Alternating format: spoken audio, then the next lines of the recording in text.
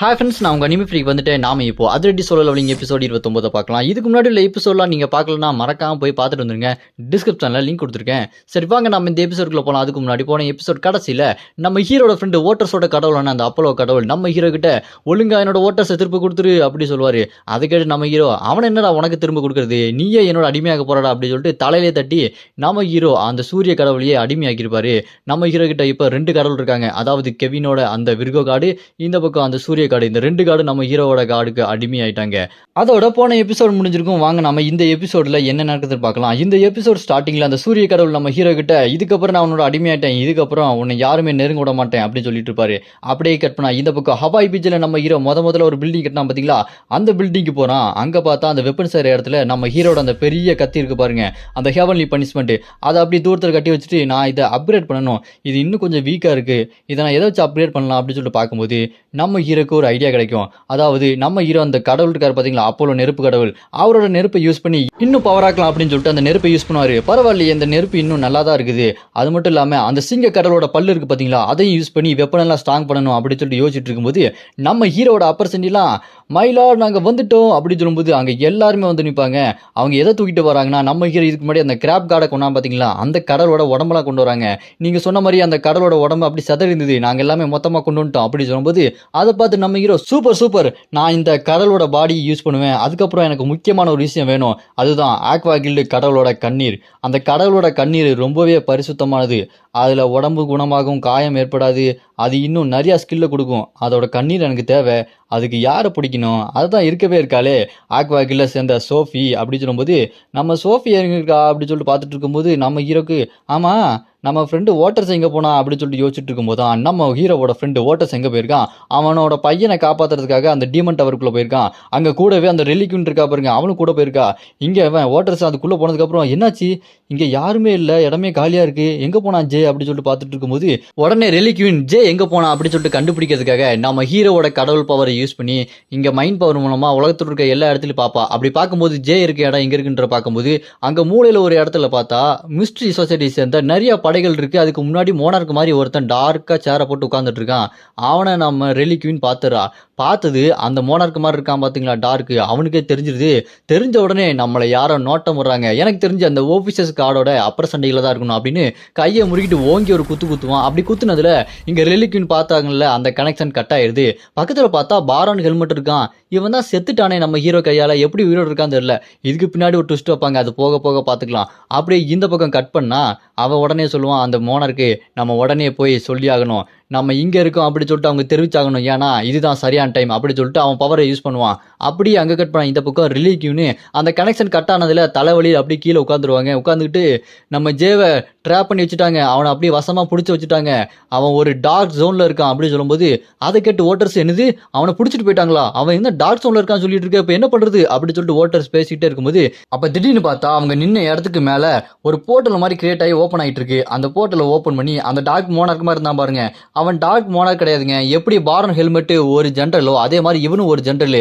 இவன் நம்ம கேப்டன் சொல்லலாம். இந்த கேப்டன்றவன் போர்ட்டல் அப்படி ஓப்பன் பண்ணி அங்கே மக்கள் எல்லாத்தையும் போய் பேசிட்டு இருக்கான். இங்கே பாருங்க மக்களே, மனித பூச்சிகளே, உங்களை மாதிரி கேவலமான மனுஷங்கிட்ட நான் பேசுறதே பெரிய விஷயம் தான், இருந்தாலும் நான் சொல்றது கேளுங்க. ஓபிசஸ் கார்டு இங்கே எங்கேயோ தான் இருக்கான். அது மட்டும் இல்லாமல் நாங்கள்லாம் எங்களோட மோனாருக்கு சர்வீஸ் பண்ணுற ஒரு ஜென்ரல்ஸு, நாங்கள் இப்போ ஸ்ட்ரைட்டாக மேட்ருக்கு வரோம். எங்ககிட்ட நாங்கள் பணைய கைதியாக பிடிச்சி வச்சவங்க இருக்காங்க, அவங்கள நீங்கள் காப்பாற்றணும் அப்படின்னு நினச்சிங்கன்னா அந்த ஓபிசஸ் கார்டு ஸ்ட்ரைட்டாக என்னை வந்து பார்க்கணும் அப்படி சொல்லும்போது அது அப்படி தூரத்துல இருந்து நம்ம ஹீரோட அந்த பில்டிங்லேருந்து யூகாவும் கல்லியும் பார்த்துட்டு இருப்பாங்க. யூகா அதை பார்த்துட்டு ஐயோ என் தம்பி சே அவனை எப்படி பிடிச்சாங்க அப்படி சொல்லிட்டு அவள் பதறிட்டு இருக்கும்போது அங்கே கல்லி அதே கிண்டல் பண்ணிட்டு இருப்பா, உன்னோட தம்பிக்கு வேலையே இல்லை போல, வசமாக எல்லாத்தையும் போய் மாட்டிக்கிறான், கேவலம் அதுங்கிட்ட போய் மாட்டிக்கிட்டானே அப்படின்னு சொல்லிட்டு சிரிச்சிட்டு இருக்கும்போது அதை பார்த்துட்டு யூகா கடுப்பாயி என் தம்பி எங்க மாட்டிக்கிட்டான், நீ காமெடி பண்ணிட்டு இருக்கியா, காமெடி பண்றதுக்கு இதான் நேரமா அப்படி சொல்லிட்டு திட்டிட்டு இருப்பா.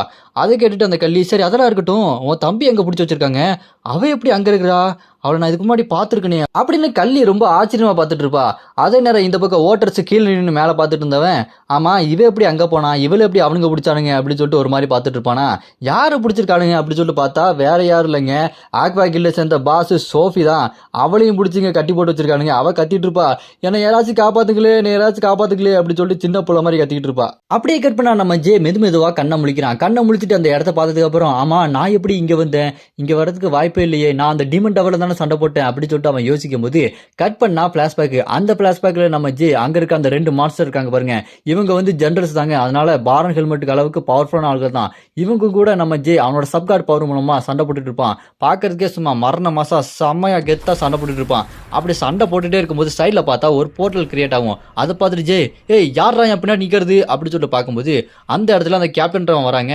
அங்க பார்த்தா அந்த ஒல்லி மான்ஸ்டரும் அந்த குட் மான்ஸ்டர் 2 பேர் ஜெனரல்ஸ் தானே. அவங்க கிட்ட போய் நிக்கிறாங்க. அப்ப அந்த கேப்டன் அங்க இருக்க அந்த 2 மான்ஸ்டரை பார்த்துட்டு டேய் நீங்க 2 பேர் என்னடா பண்றீங்க அப்படி சொல்லும்போது இந்த மனுஷன் ரொம்ப டஃப் கொடுக்குறான் எங்களை எப்படியா காப்பாத்துங்க அப்படின்னு சொல்லும்போது அதை கேட்ட அந்த கேப்டன் டேய் இவன் ஒரு சாதாரண மனுஷன்டா. இவன் பார்க்கும்போது அந்த ஓபிசர்ஸ் கடவுளோட அப்ரசன்டி மாதிரி இருக்கான். அதனால இவனை நான் இங்கேயே கொல்ல போறேன். உன் கதை முடிஞ்சுதுடா தம்பி. கேவலமான மனுஷ பூச்சியே நீலாம் என் முன்னாடி நிக்க தகுதி இல்லாதவன்டா அப்படின்னு சொல்லிட்டு நம்ம ஜேவை கொல்றதுக்காக அவன் கிட்ட போயிடுவான். பவரை யூஸ் பண்ணி அப்படி கொல்லலான்னு பார்த்துட்டு இருக்கும்போது அதை பார்த்து ஜேக்கு அவ்வளவுதான் என் கதை முடிஞ்சிருச்சு என்ன பண்ண போறேன்னு தெரியலையே அப்படி சொல்லிட்டு அவன் வாயை பொழந்து பயந்து போய் பார்த்துட்டு இருக்கும்போது பட்டான்னு பார்த்தா அந்த பாரன் ஹெல்மெட் இருக்கான் பாருங்க. அவன் குறுக்க ஓடி வருவான். அவன் குறுக்க ஓடி வந்து நம்ம ஜே முன்னாடி வந்து நின்று இங்க பாருங்க நான் சொல்றதை கொஞ்சம் கேளுங்க அப்படின்னு சொல்லிட்டு அவன் சொன்னோன்னே அதை பார்த்துட்டு ஜேக்கு யாரா அவன் அப்படி சொல்லும்போது இங்க அந்த கேப்டனு பாரன் ஹெல்மெட்டு நீ இன்னும் உயிரோடையாடா இருக்க அப்படின்னு சொல்லிட்டு கேட்கும்போது அந்த பாரன் ஹெல்மெட்டு ஆமா நான் இன்னும் உயிரோட தான் இருக்கேன் அப்படி சொல்லிட்டு இருப்பான். இந்த பக்கம் அந்த 2 மான்ஸ்டர் வாயை பொழந்து பார்த்துட்டு பாரன் ஹெல்மெட் செத்து போயிட்டான்ல இவன் எப்படி திரும்ப வந்தான் அப்படின்னு சொல்லிட்டு அவங்க 2 பேரும் வாயை பொழந்துட்டு இருப்பாங்க. அதை கேட்டு பாரன் ஹெல்மெட்டு இப்போ அது ரொம்ப முக்கியமான விஷயம் இல்லை. நான் எப்படி உயிரோட வந்தேன் அப்படின்றத நான் உங்களுக்கு அப்புறம் சொல்றேன். இப்போ முக்கியமான விஷயம் எது அப்படின்னா இந்த ஜே பையனை கொல்றதான். இவனை கொல்லாம நம்ம விடுறது நல்லது. ஏன்னா இவனை ஒரு பணைய கைதா இங்க இருந்து கூட்டு போயிட்டோம்னா அந்த ஓபிசர்ஸ் கார்டு இவனை தேடி அங்க வருவான். அப்போ அந்த ஓபிசர்ஸ் கார்டை நம்ம கொண்டுடலாம் என்ன சொல்றீங்க அப்படி சொல்லிட்டு கேட்கும்போது அதை கேட்ட அந்த கேப்டனு ஓ அப்படியா இதுவோ ஒரு நல்ல ஐடியா மாதிரி தான் தெரியுது அப்படி சொல்லிட்டு பேசும்போது அங்கே இருக்க அந்த ஒல்லி மான்ஸ்டர் இருக்கு பார்த்தீங்களா அது இங்கே கேப்டன் கிட்ட அப்படின்னா என்கிட்ட ஒரு ஐடியா இருக்கு. இன்னொரு ஒருத்தி இருக்கா அவளையும் பிடிச்சிட்டு வந்தான். இந்த பணைய கைதிக்கு 2 பேரையும் வச்சு அந்த ஓபிசர்ஸ் கார்டை சீக்கிரமா வர வச்சு அவனை கொண்டுடலாம் அப்படின்னு சொல்லிட்டு இவனும் ஒரு ஐடியா கொடுப்பா.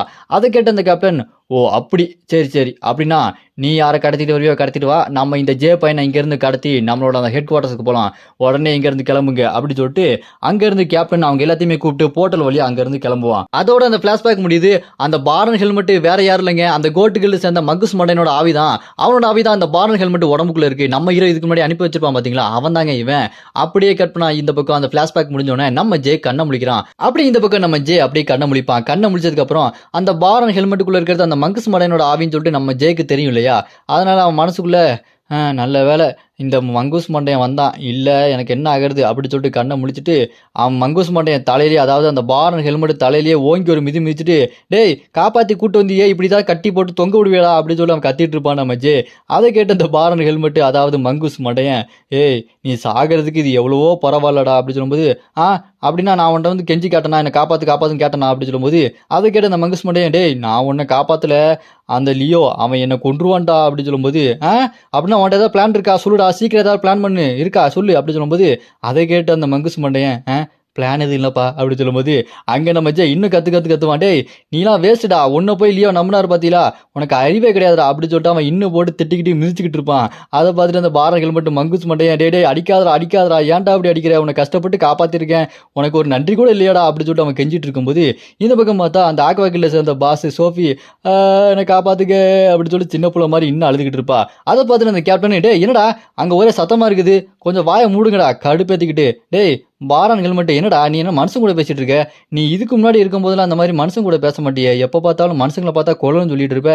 இப்போ என்ன அவங்க கூட சேர்ந்து கூத்தடிச்சிட்டு இருக்க என்னடா நடக்குது அப்படி சொல்லிட்டு அவங்க கத்திட்டு இருப்பான். அப்புறம் இந்த பக்கம் பாரன் ஹெல்மெட் அழுதுட்டு இருக்க சோஃபி கிட்ட போய் சோஃபி அழாத நான் ஒன்றும் பாரன் ஹெல்மெட் கிடையாது நான் லியோட ஆளு தான் நான் கோட்டு கில்ல சேர்ந்த பாஸ் மங்கூஸ் மண்டையன் என்ன தெரியல நான் தான் இந்த உடம்புக்குள்ள ஆவியா இருக்கிறேன் கொஞ்சம் கேளு கொஞ்சம் அழுறத நிப்பாட்டுறியா எனக்கே எரிச்சல் ஆகுது அப்படின்னு சொல்லிட்டு காதுகிட்ட போய் குசுன்னு சொல்லிட்டு இருப்பானா.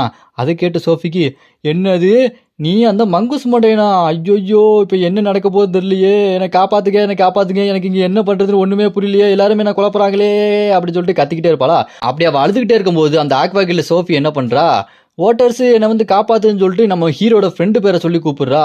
அப்போ பட்டான்னு பார்த்தா கடல் வானத்துல எல்லாம் நெருப்பு பொங்கிட்டு வரும். அந்த வானத்துல இருந்து நெருப்பு அப்படி கீழே வந்து ஸ்ட்ரைட்டா அவங்க நிக்கிற இடத்துல வந்து அடிக்க பாருங்க. அங்க நம்ம ஜேவியும் அந்த சோஃபியும் கட்டி போட்டு வச்சிருப்பாங்க. அந்த இடம் அப்படி உடஞ்சி தெறிக்குது, அப்படி வெடிச்சு சதறுது. அதை பார்த்துட்டு அந்த 2 ஜென்ரல்ஸ் மான்ஸ்டரும் என்ன நடக்குது இங்க அப்படின்னு சொல்லிட்டு வாயை பொளந்து பார்த்துட்டு இருக்கும்போது அந்த இடத்துல பெரிய பள்ளமே இருக்கும். அதை பார்த்துட்டு அந்த 2 மான்ஸ்டர் ஆமா நம்ம பணைய கத்திக்கலாம் எங்க போனாங்க 2 பேரும் பிடிச்சி வச்சோமே அப்படின்னு சொல்லும்போது இந்த பக்கம் நம்ம சோஃபி கீழே விழுந்து வாயில அப்படியே ஏதோ விழுந்துச்சுன்னு சொல்லிட்டு துப்பிட்டு இருப்பா. அப்படியே எந்திரிச்சு அந்த சோஃபி மேலே பார்க்கும்போது அங்க நிக்கிறது வேற யாரும் இல்லை நம்ம ஓட்டர்ஸ் தான். ஓட்டர்ஸா பார்த்தா உடனே இவன் என்ன பண்ணுவா சோஃபி ஆக்வா கிளஸ் அந்த பாஸ் ஓடி போய் ஓட்டர்ஸ் நீ வந்துட்டியா அப்படின்னு சொல்லிட்டு கட்டி பிடிச்சிக்குவா. அதை பார்த்து ஓட்டர்ஸ் என்னடா நடக்குதுங்க இவன் இதுக்கு என்ன திடீர்னு வந்து கட்டி பிடிக்கிறா சோஃபி சொல்றது கேளு தள்ளிப்போ அப்படின்னு சொல்லும்போது ஓட்டர்ஸ் நீ வருவேன்னு தெரியும் நம்ம 2 பேரும் ஒன்னாவே தான் இருப்போம் வாழ்வா இருந்தாலும் சரி சாவா இருந்தாலும் சரி நம்ம 2 பேரும் கடைசி வரைக்கும் ஒன்னாவே இருப்போம் நீனும் நானும் எப்பவும் ஒன்னாவே இருக்க போறோம் அப்படின்னு சொல்லும்போது இதை பார்த்துட்டு அந்த மங்குஸ் மண்டையன் அதாவது அந்த பாரன் ஹெல்மெட்டு இவன் எப்படி இங்கே வந்தான் பட்டாருன்னு என்ட்ரன்ஸ் எதுவுமே இல்லாமல் திடீர்னு ஏதோ போர்ட்டல் ஓப்பன் பண்ணி அந்த மாதிரி வந்துட்டு இருக்கா அப்படின்னு சொல்லும்போது அங்கே ஓட்டர்ஸுக்கு ஒன்றுமே புரியாது இவன் என்னடா என்னை கட்டி பிடிச்சிட்டு இருக்கா அப்படின்னு சொல்லி பதறிட்டு இருப்பாங்க.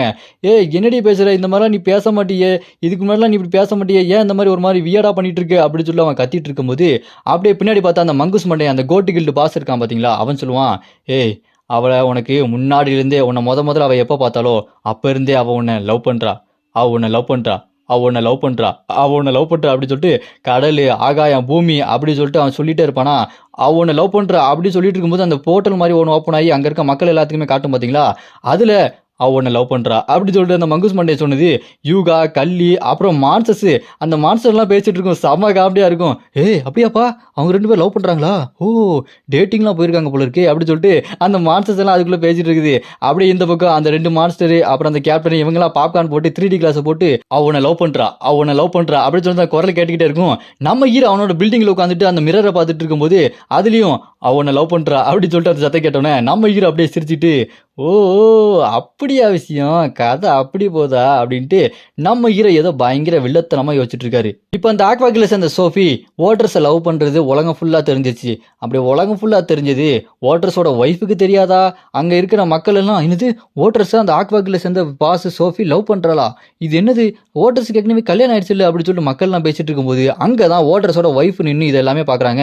அவங்க பார்த்துட்டு ஐயோ கோவத்துல என்ன பண்ண போறாங்க அப்படின்னு சொல்லிட்டு பார்க்கலான்னு சொல்லிட்டு பார்த்தா ஓட்டர்ஸோட ஒய்ஃபு அப்படியா வாவ் அப்படின்றாங்க.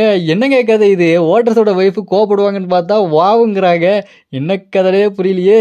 இதோட இந்த எபிசோட் இங்கே முடியுது. இதுக்கப்புறம் என்ன நடக்க போகுது அப்படின்றத நம்ம அடுத்த எபிசோடில் பார்க்கலாம். செம்ம ஆக்ஷன் ஆரம்பிச்சு செம்ம ஃபன்னாக முடிஞ்சிருக்கு. உங்களுக்கு அடுத்த எபிசோட் வேணும்னா நான் ஆல்ரெடி அப்லோட் பண்ணிட்டேன். டிஸ்கிரிப்ஷனில் லிங்க் கொடுத்துருக்கேன் மறக்காமல் போய் பார்த்துருங்க.